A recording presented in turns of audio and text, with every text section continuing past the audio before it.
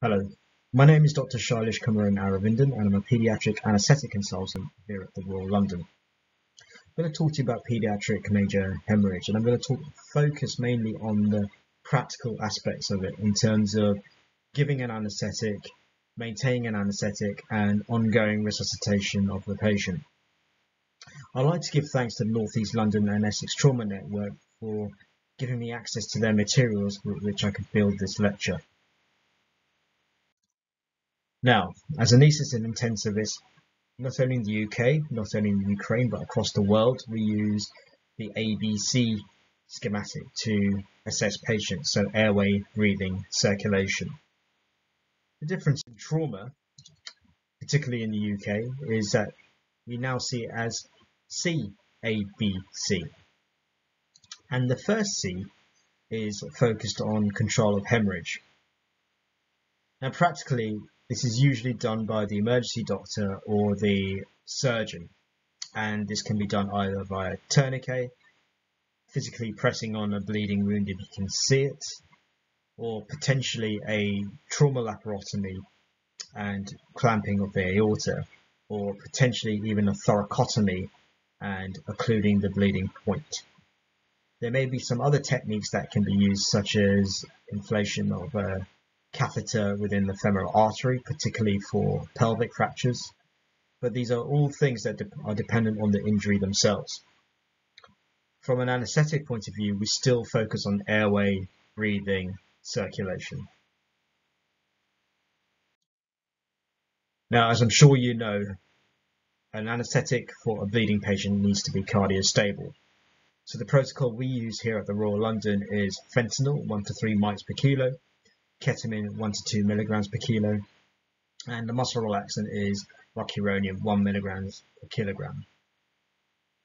The way we maintain anesthesia is usually through a volatile anesthetic, and we accept mean alveolar concentrations of between 0.3 and 0.5, and that is to prevent against excessive vasodilation, which may worsen hypotension.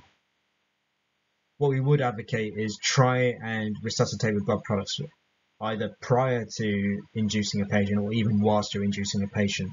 So have one cannula with blood and blood products going through it, and giving the anaesthetic through another cannula if possible. Now, if you don't have blood or blood products available, the teaching here is we don't usually give crystalloid unless we really have to. So it is about assessing the patient hemodynamics, and if they do need something to maintain a blood pressure and to maintain cardiac stability, we would advocate between 5 and 10 mils per kilo of a crystalloid solution if you do not have blood products available. What is the definition of a major hemorrhage? It's when you need to infuse 1 to 1.5 times the blood volume from a child, either acutely in one go or over the course of a procedure, or within 24 hours. Practically, what that means is, whilst there may be ongoing bleeding, the blood loss may be underestimated either through the loss of blood into a closed space such as the retroperitoneum or on the drapes, and it may not all be captured either by the suction or weighed on swabs. And occasionally we take a patient back to intensive care and they're still behind on their blood resuscitation that needs to continue post-operatively. It's very easy to underestimate the blood volume in a small child or the blood volume loss in a small child, especially if you don't know the weight. You may already know this, but we can estimate a weight in a child as age plus 4 times 2. And then we estimate a blood volume from that depending on the child's age. These are just rough figures, and different papers and literature may have different figures, but if you're looking to estimate a blood volume, you're looking within the ballpark of 90 mils per kilo for a neonate, 80 mils per kilo for a child, and 70 mils per kilo for an adult. And for us, a 12-year-old well-developed child has adult physiology.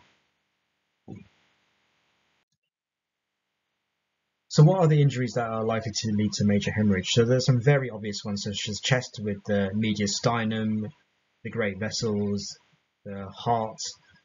The pelvic is another one that is fairly obvious, a highly vascular structure. The long bones, generally the femur, has a vascular blood supply, and you can lose a lot of blood there. What we've often found in theatre, we operate them on the next day or the day after, and the blood loss found and not obvious, and they often come to theatre anemic, and we have to give them a blood transfusion in theatre. Abdominal can also be fairly obvious. You may get bruising on the abdomen. The head and scalp is less obvious, so you may get intracranial hemorrhage, which can lead to profound blood loss, but also scalp lacerations. This is a highly vascular area. You may lose a lot of blood there.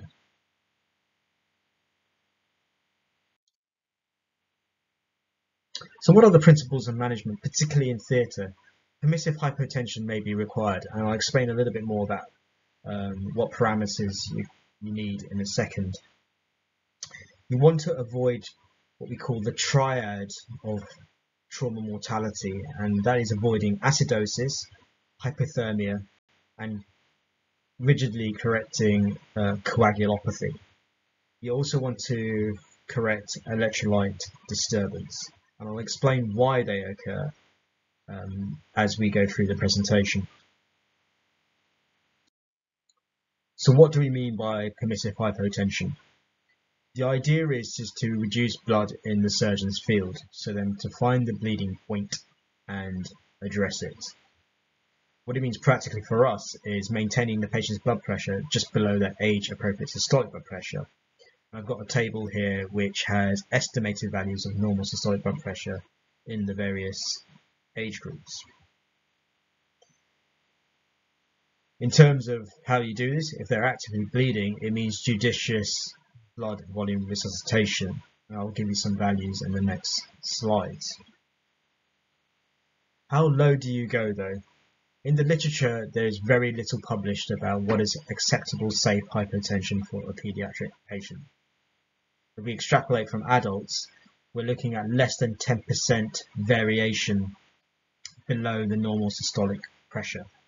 So you calculate 10% of the patient's normal blood pressure, and you subtract that from the normal blood pressure that you expect, and that would be a lower value of systolic blood pressure that you would aim for in order to preserve permissive hypotension without any sequelae to the patient. So what are the first steps to blood products resuscitation? As far as you can, always get a group and save and cross-match the patient's blood. But as you can imagine, as you've probably already seen in your practice, that there is usually no time for that. Therefore, O negative blood can be given. In our centre, we occasionally give O positive blood to boys who may need it. However, that is if we do not have O negative blood. For women, we avoid O positive blood as far as we can, particularly those in childbearing age. You can also give tranexamic acid 15 milligrams per kilogram, and the benefit is most seen if you give it within the first hour. We fluid resuscitate the patient with 5 mL per kilo of packed red cells, and we assess the hemodynamics and the surgical control of bleeding. And this is to ensure that we maintain permissive hypotension so that we can keep the surgical blood field free. However, it may be the case if there is still ongoing bleeding, you may need to give those 5 milligrams per kilo of red cells quite quickly within a short space of each other.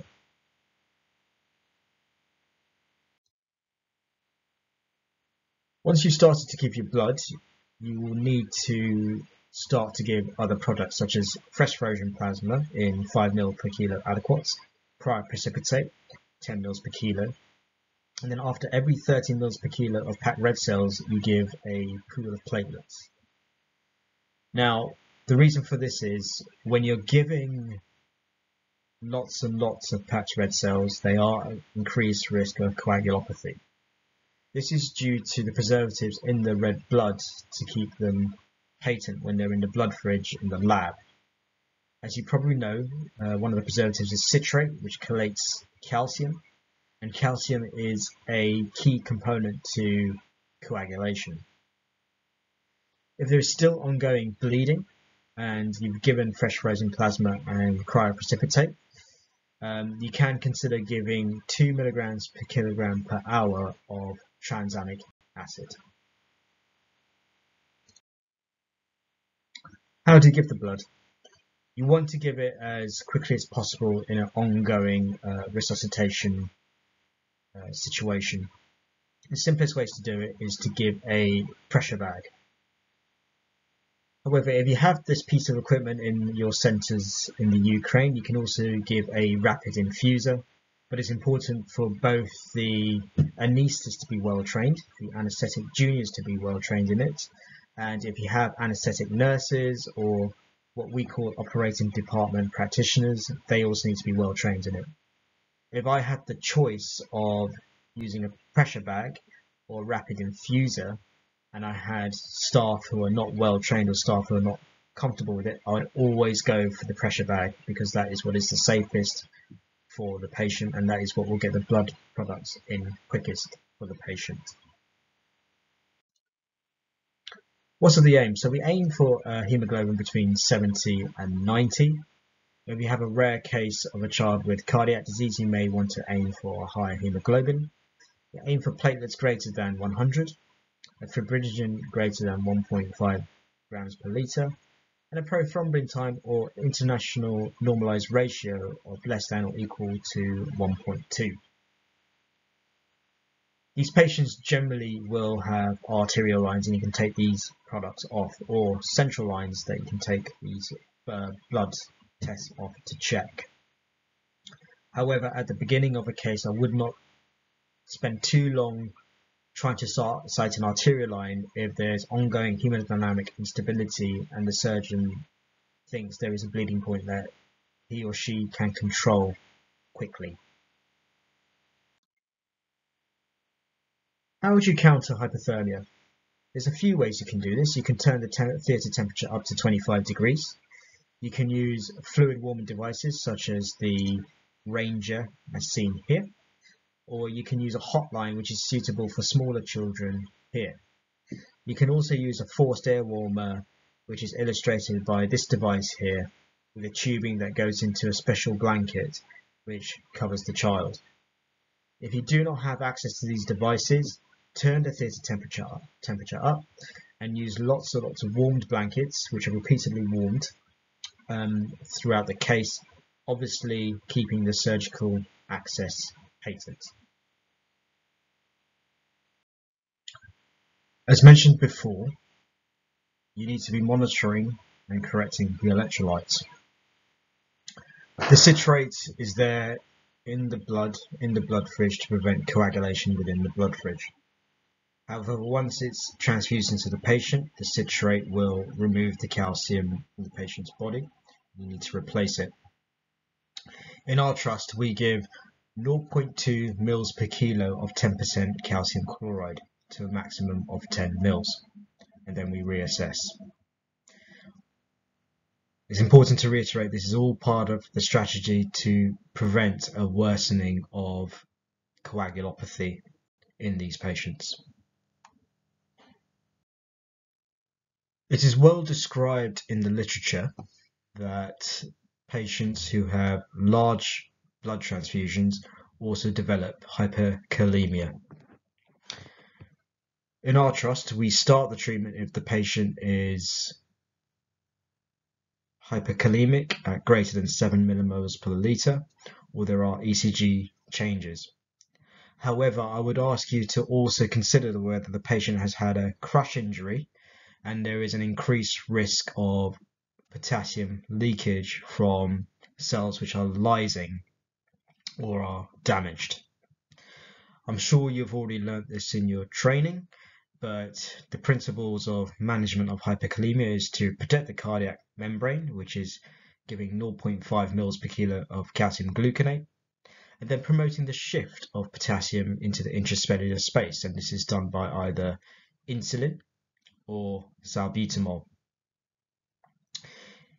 If you have a severe metabolic acidosis, from what you may remember from your physiology, acidosis and hypokalemia go hand in hand due to the interaction between the hydrogen ions and the potassium ions.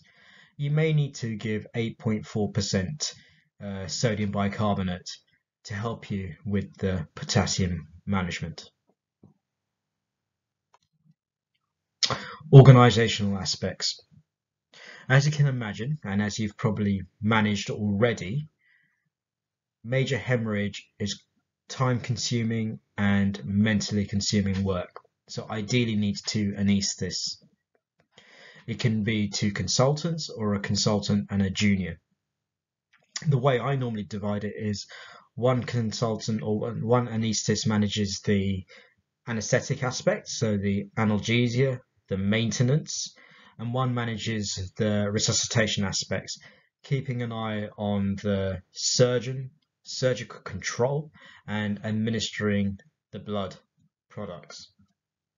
Other team roles around the theatre may involve a scribe who can keep track of how much blood has been given, so you can give coagulation factors or frozen plasma at the right time when enough red cells have gone in. You also need someone communicating with the blood bank, ordering products as needed, and also running to the blood bank or blood fridges if you have them in your theatre complex to ensure timely gathering of blood products.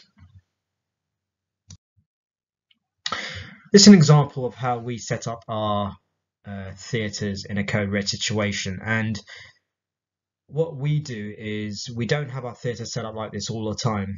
We use our emergency theatre obviously for other emergencies such as appendices, orthopedic procedures, plastics procedures, etc., etc. So it's not practical to keep everything in this setup the whole time. However, we have trained our staff to set this up within 5 minutes once we know a bleeding patient is coming to theatre. We keep the patient head at the anaesthetic machine end, and we have an arm board at the side there to have easy access to large intravenous access, and also the ability to put an arterial line in whilst the surgeons are prepping the patient to start the procedure.